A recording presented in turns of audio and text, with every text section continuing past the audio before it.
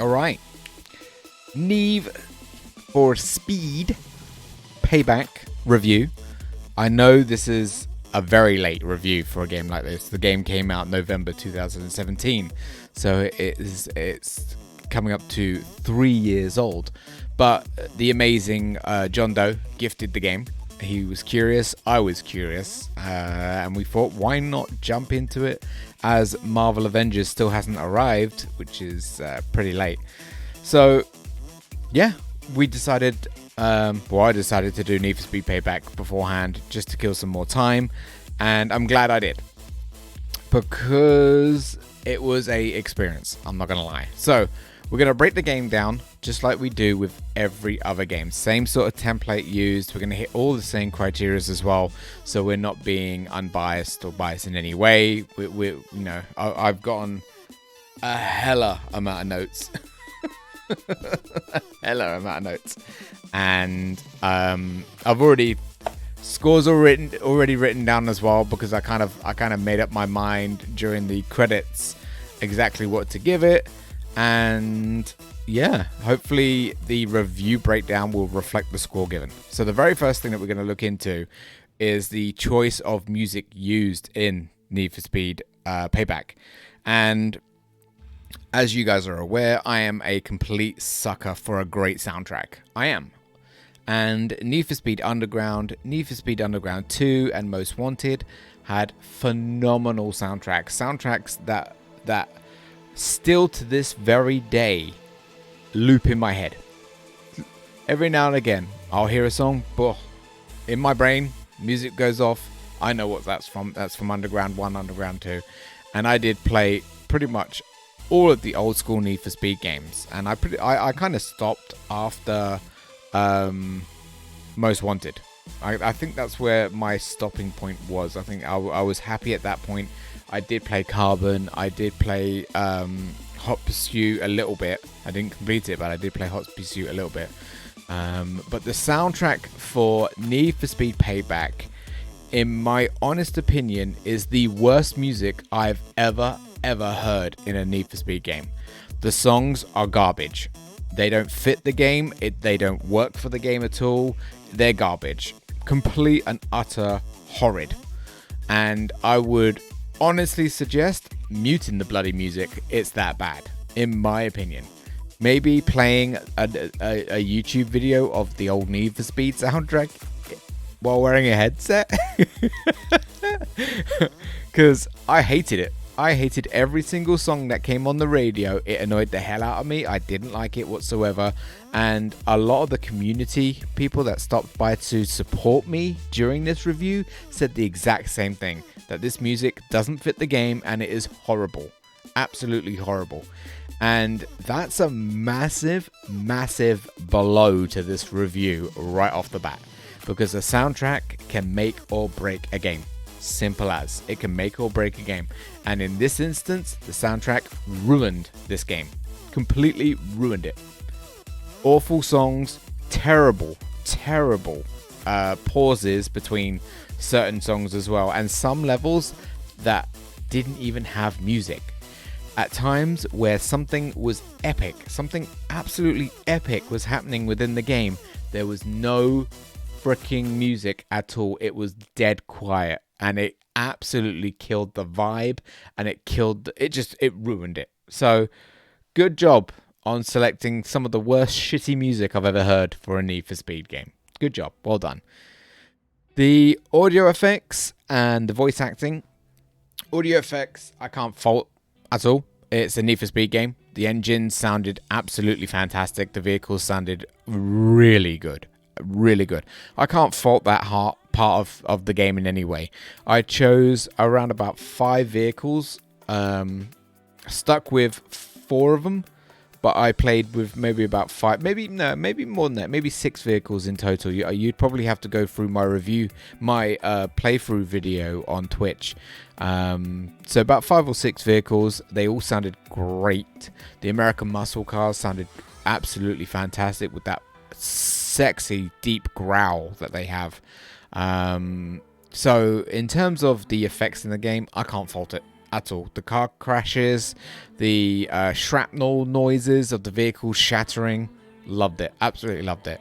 Voice acting, not gonna lie, the game was hella cheesy, like cheese fest on cheese, double cheese, extra cheese, and I wasn't a major fan of the banter between the characters within the game itself. It was just over the top cheesy. I didn't really like it that much. I didn't mind receiving some of the feedback from the player that I was using in the vehicles about positioning and stuff like that. But the to and fro cheese fest, I didn't really like it that much. I'm gonna be completely honest. But it was clean. It was, you could hear it all perfectly fine. You could hear all the characters clearly. The voice acting was understandable, and I mean, I'm not going to really knock points off because there's pros and cons for it for me, so I'm just going to leave it at a blank neutral and then move right on to the next category. Graphics, texturing, and weather effects. Now, the graphics in the game, it's a Frostbite engine, which I know very, very, very well, being a really big Battlefield fan, and I have to say that the Frostbite engine does not do this game justice. At all.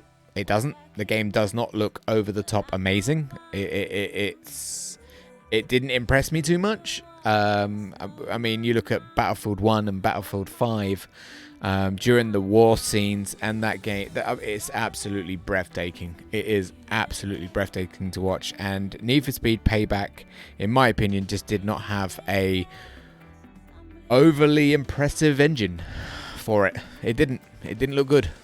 It didn't look great. It worked. There were missing textures every now and again. There were scenery that would disappear while I was in a driving race event, where the entire area had to get reloaded in really quickly.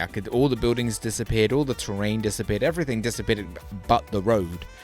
And I saw the game having to load it all back in again during a high-speed race, and I couldn't believe it. I couldn't believe it. So, in my opinion, the Frostbite engine did not work justice for Payback. It didn't. That's just my opinion. The game looked average at best. Nothing more, nothing less. Weather effects. We didn't really have weather effects within the game itself. And you know, that would have been nice. You know, 1 second. It would have been nice to drive around in a rainstorm. It would have been nice to have thunder and lightning. It would have been nice to have areas maybe with snow. This is where Payback yet again falls behind, because it was bland as hell.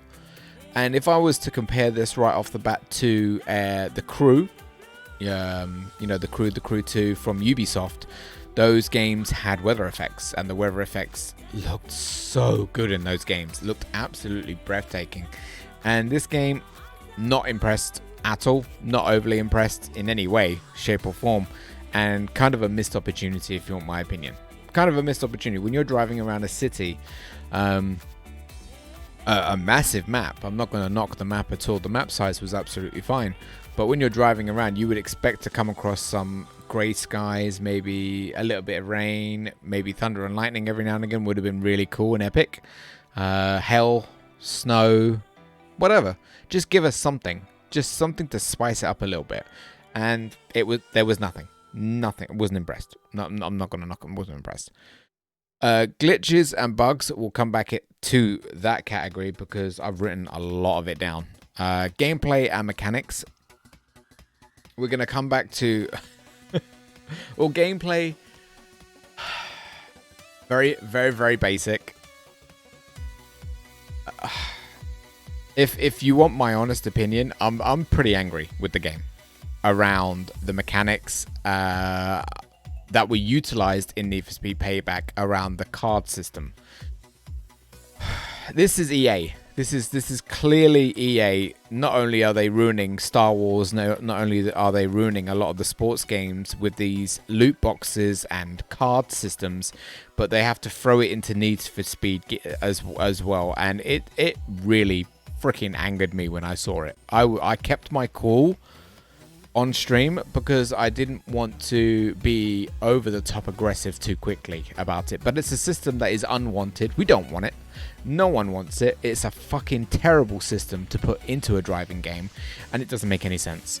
It's all EA yet again using a shitty system in multiple games that they think works, which no one wants. You used a card system in Star Wars, you used a card system in your sports games, and now you brought that crap to Need for Speed, and you've killed it. You absolutely murked the shit out of a game that could have been really good, and instead of having proper mechanic systems in the game where you could pull into a shop, you could buy your car parts, you can open up your car, lift up the hood, you can go inspect underneath the car, you can take your wheels off and all that shit. No, you can't do any of that. You buy cards that are colored, that are tiered, and that it's a garbage system. It's a fucking garbage system.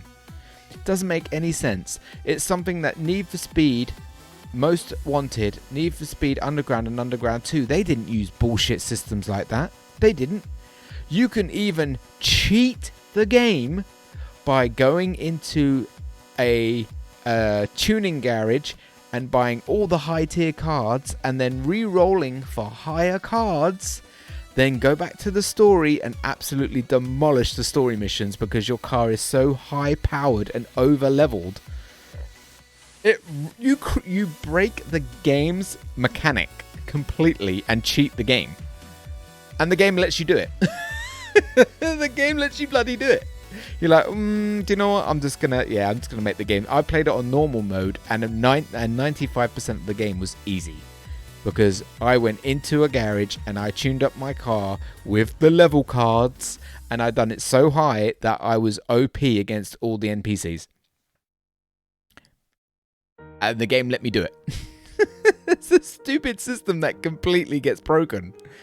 And what makes it worse is that the game utilizes a terrible rubber banding system with the police that completely ignores how good your car is. It doesn't matter how good your car is. Your car could be the best car in the world. The cops are going to be behind you the entire time. That's how it works. The game even spawns police vehicles around your car that were never there previously, just to cause trouble while you're driving. And there are no police chases in the open world. There is none. You can't drive around like in Need for Speed Most Wanted and get into trouble. You can't do that. The missions in the game control when the police actually interfere with you. And that is just a shitty system. That is a garbage system to utilize. Because you don't feel like you're competing against the police in any way. You don't feel like an outlaw in a way. You don't feel like a rebel going against them because the game will throw police at you at story moments only, and it's dumb. It's dumb, and not only that, but the police vehicles defy the physics of the game. They don't take into consideration the area that you're in, the terrain that you're on, the high ground, the low ground. No, they'll just drive at you at 1,000,000 miles an hour just to smash you off the road as hard as they possibly could. Even if it kills them.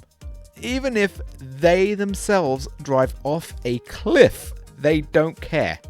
Don't care. It is a terrible system. It's broken to shit. It's lazy and horrible. Like I said, I'm trying really hard to keep my cool, but this game really angered me. Really angered me, but we'll come back to a little bit more of it when we go through some of the notes. Replayability and game difficulty. There is a lot of replayability in this game because even once you've completed the game, you can go out into the open world and continue doing the speed courses, the checkmark courses, the drift courses. You got a lot of challenges that you can do. You can retake missions as well. So there's definitely a lot to do in this game in terms of replayability. Game difficulty, because you can break the system, like we said previously, it's irrelevant. It's irrelevant. The game does get slightly difficult further. I'd say about 95% into the game. That's when it starts to get a little bit hard. But other than that, no. Piss easy. And it ruined the fun. It ruined the fun because the challenge wasn't there at that time. Any game customization and stats building is a Need for Speed game. So, of course, you're going to have a lot of customization options. I went through the decals on stream. I went through the body bits on stream as well. I didn't like the way that the game done the unlockables for the cosmetics. I think they could have done a much better system instead of leaving it purely down to challenge events and stuff like that. It would have just been nice to go into a shop again, look at all the bumpers, look at all the spoilers and stuff like that, and buy the ones that I could that I wanted to get. Maybe if they were done by rep, which is what Need for Speed Most Wanted and Underground did best. I think rep is the best way to do it, because the more rep you've got, the more purchase options you should have available to you to make your car look even better, to represent you as a character. But the game had quite a bit of customization when it comes down to decals, but it didn't really have a large variety of bumpers, hoods, roofs, exhaust. There wasn't just a massive range, in my honest opinion, and I think they could have done a better job with that variety, and even chuck in some bigger name brands as well, like Yokohama tires and stuff like that. Just some more iconic real brands. I don't know if it would have been down to a marketing issue, or whether it would have been down to maybe they didn't want to pay to have their names in the game itself. I don't know, but it's a driving game, for crying out loud. And most importantly, it's a Need for Speed game. You're modifying your car to be the best of the best out on the streets. Street racing being the key word in all of it. But unfortunately, this game chucks dirt racing in it as a thing, and it's garbage. It's utter garbage. The camera's shaking all over the place like the cameraman's having an epic seizure. It's horrible. It doesn't work well at all. The cars slide all over the place. Even the NPCs can't stay on the fucking track. The NPCs are flying over the cliffs and spinning their cars in 360s because they can't control themselves, and even tipping themselves on their roof. It's funny to see, but that should not happen. The NPCs should be on point with their driving skills, and they're not.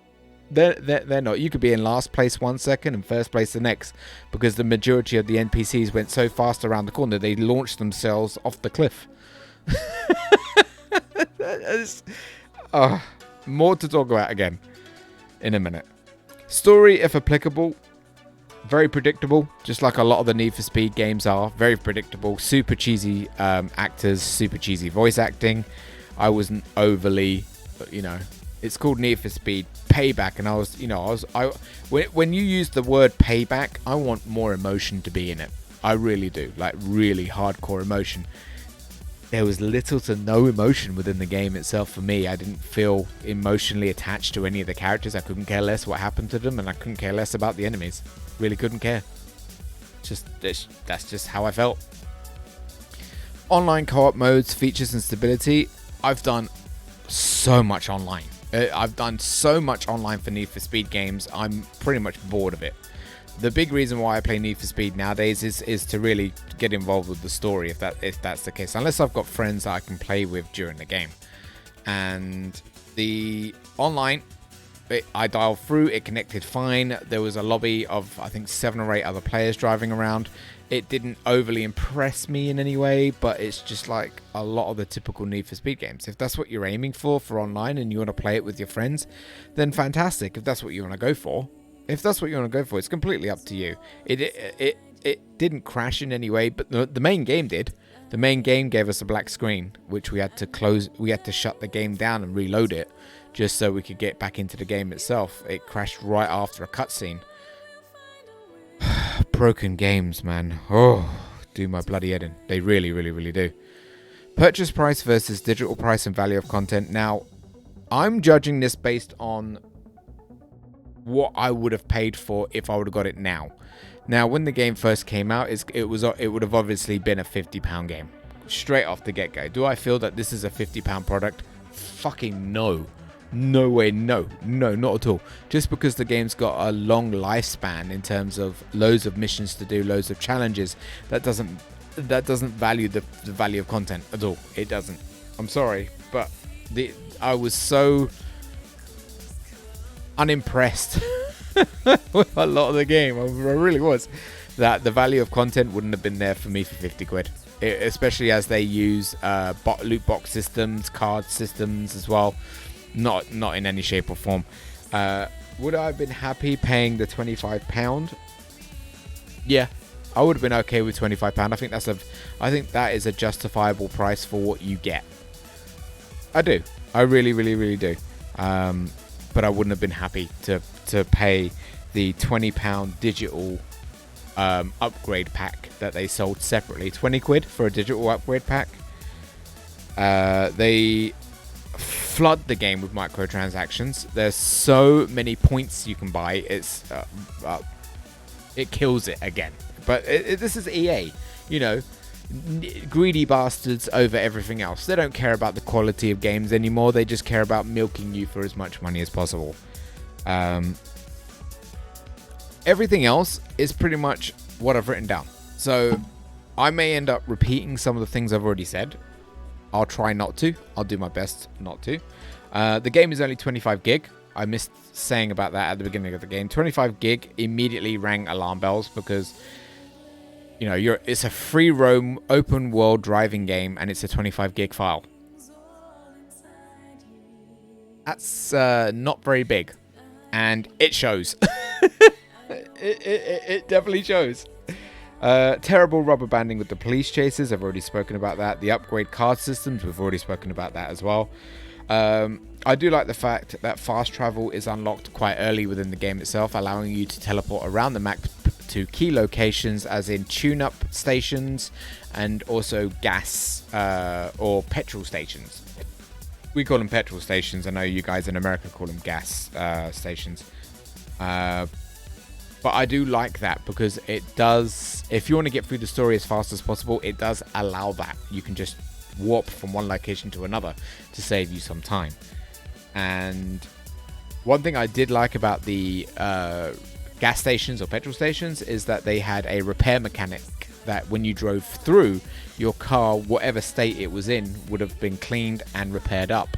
And when it did that, it never really froze the game or started the game, or the frame rate didn't dip or dive. It just went from mangled to clean within a blink of an eye. I thought that was really cool. I like that as a system. I thought it was done well, and I was surprised it didn't cause an interference within the game. Not gonna lie. No open world police chases, none. You can go cause all the mayhem that you want non-stop. You can go absolutely batshit crazy. You ain't gonna get the police on you. You ain't. Even if you break the law, speeding, crashing, running away from a scene of an incident, it don't matter. You ain't gonna get the police on you. Soundtrack being garbage, we spoke about that. Game's too easy on normal mode, already spoke about that. The pursuit, I noticed this on pretty much nearly every single pursuit chase. Once you once you were almost close to reaching your destination, the police car stopped. They stopped following you. They didn't keep going. So you shoot off in the sunset, about to end your quest line, your story mission, or your collectible that you've picked up, and the NPCs slow down and just let you go. It's ridiculous and stupid. The slot machine mechanic with the loot box mechanics as well. We've already spoken about that. With the upgrade cards, you can roll like a slot machine. It's fucking garbage. It's utter dog shit. During a lot of the missions that we did, the wrong car was used. For example, you've got street racing, so you need a street race car. You've got dirt racing, so you need a dirt race car. You've got drag racing, so a drag race car. You've also got police chases, so you need a unique car for police chases. A lot of the police chases would take you onto dirt roads a lot of the time, which I'm fine with that. But when it came down to street races leading into dirt races, leading into drag races, and then drag races being into street races, it fucks the whole fucking system up completely. It really does. If you're going to do a drag race, it's a drag race. Pure and simple. Not I'm going to now use my drag race as a street race car and drive it around. And that's what the game forces you to do sometimes. It makes you do certain races with the wrong type of car, which heavily impacts how you control your vehicle, and you have to alter your vehicle's steering control, traction control, and sensitivity in when it turns, because trying to get a drag car to drift around fucking corners is a mission and a half. Good luck. Good luck. That's all I'm going to say. Lots of invisible walls during air jumps. We noticed this too many times. Way too many times. If you did a jump and you were slightly off course, you would hit an invisible wall in the air. Dumb. Really dumb. Stupid. Terrible system. Crash camera can make you miss checkpoints. Oh, this was great. A lot of the time, when you're in police chases and you rammed off the police car, or if the police car accidentally hit a pedestrian car, or if they hit a telephone pole, hit anything like that, the camera would go into a slow motion, look how epic this crash is moment. Now, don't get me wrong. They were pretty cool to watch. I'm not going to lie. They were pretty cool to watch. Unfortunately, while that's happening, the computer is steering your car. Not you, the computer is. Which can result in you missing some checkpoints. Which means you have to stop the car, reverse back, and go through the checkpoint again, just so you can keep going. Bear in mind, a lot of the events are all on a timer, and if you don't get to the end point by the time the timer runs out, you fail the mission and have to do it all over again. Yeah, I had to turn that feature off because it kept making me miss my goddamn checkpoints. Another cool system broken by the game itself, by steering you off course while you were trying to drive through the checkpoint, making you miss it, resulting in you having to turn around and go through it again. Yay! And I'm not gonna lie, the over-the-top explosions, the over-the-top car flipping, the over-the-top hazards that they do in this game are Michael Bay-like, and I hated them. The cars were doing so many unrealistic, stupid stunts in the air that in a realistic situation, when the car landed from that height, you know the car would have been completely and utterly wrecked and busted, and it wouldn't have worked. But no, because it's obviously Need for Speed, they take it too far. They take it so far that it's like Fast and the Furious, ridiculously stupid. And in my honest opinion, EA have completely lost the plot with a lot of their Need for Speed games. They have.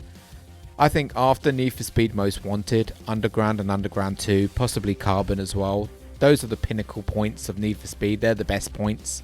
You know, they're the best games that you could ever play for Need for Speed, and after that, EA ruined the rest of the games. And Need for Speed Payback is a great example of not trusting EA.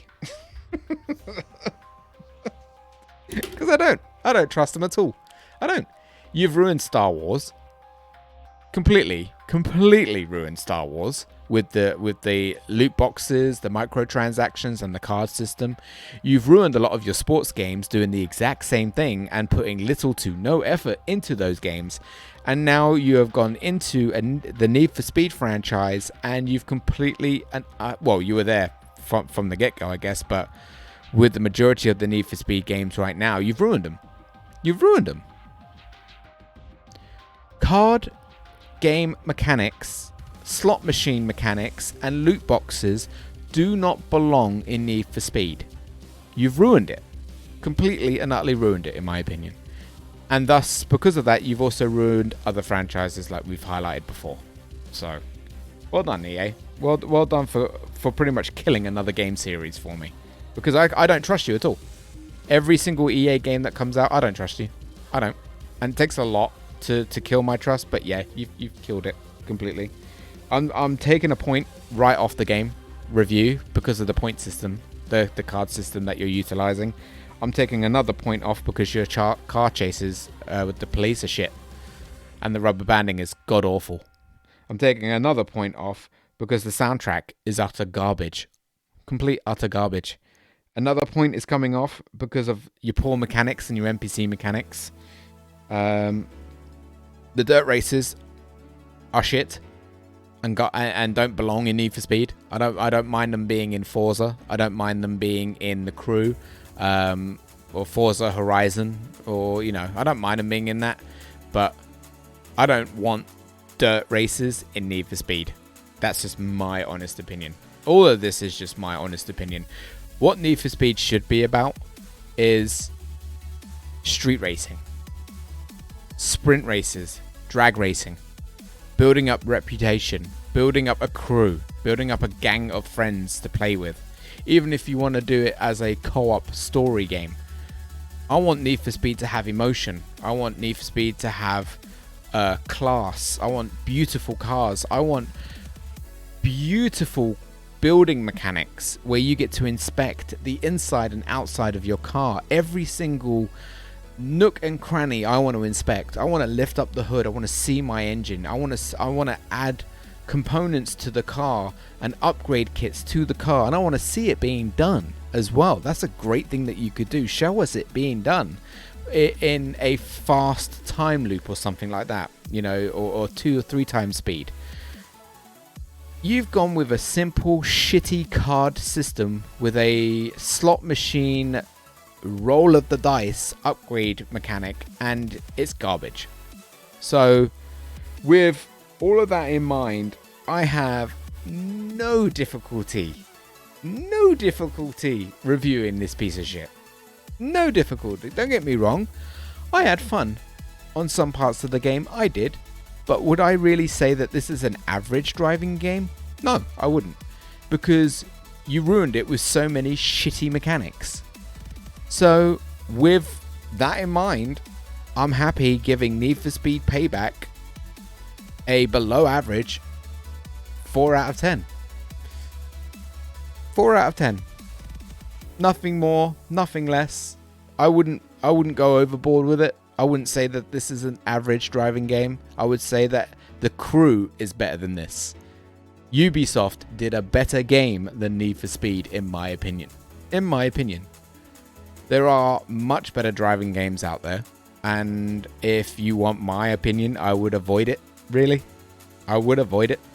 But it's up to you at the end of the day. I hope this breakdown review gives you an insight on Need for Speed Payback. Again, just remember, this is just my opinion at the end of the day. Give me your thoughts and suggestions down in the comment section, because this will get uploaded to YouTube. Whether you disagree with me, whether you don't disagree, it's all up, We're all unique at the end of the day. We all prefer things in certain games, and we all look for certain things as well. But this game, in my opinion, didn't do it for me. 4 out of 10. End of review.